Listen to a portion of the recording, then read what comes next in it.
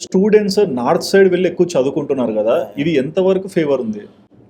Sir మీరు గత 10 years before చూడండి. హ్మ్. చాలా స్టూడెంట్స్ అంటే ఎవరైతే బయటికెళ్ళాలనుకున్న వాళ్ళు అంటే ఎవరైతే ఫీ అఫోర్డబుల్ చేసేవాళ్ళు మాక్సిమం ప్రైవేట్ యూనివర్సిటీస్ గానీ, డీమ్డ్ యూనివర్సిటీస్ గానీ ఎళ్ళేవాళ్ళు చాలామంది తమిళనాడు, తర్వాత వచ్చేసి కేరళలో 1, 2 యూనివర్సిటీస్. హ్మ్. తమిళనాడులో బాగా ఎక్కువ వాళ్ళు అండ్ కర్ణాటకలో గూడా వెళ్ళేవారనమాట.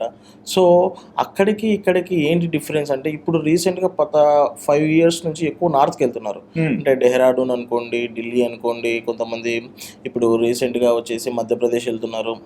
సో, గుజరాత్ అని జెప్పేసి డిఫరెంట్ స్టేట్స్ ఎళ్తున్నారనమాట. Hmm. The main difference is that మీకేంటంటే అక్కడికి, ఇక్కడికి డైవర్సిటీస్ ఎక్కువ దొరుకుతాయండి. హ్మ్. ఫస్ట్ థింగ్ అంటే మీ నాలెడ్జ్ అనేది ఎక్స్‌ప్లోర్ అవుతుంది.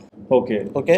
For example you are in Hyderabad. You find students from AP and Telangana. Hmm. చాలామంది ఏపీ అండ్ తెలంగాణ నుంచి చాలామంది ఎక్కువ ఉంటారు.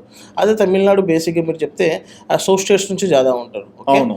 సేమ్ యాజ్ మీకు నార్త్ సైడ్ ఏంటంటే మెయిన్‌గా డెహ్రాడూన్ లాంటి ఏరియాస్‌లో హ్మ్. You find diversities like 28 states నుంచి స్టూడెంట్స్ ఉంటారు.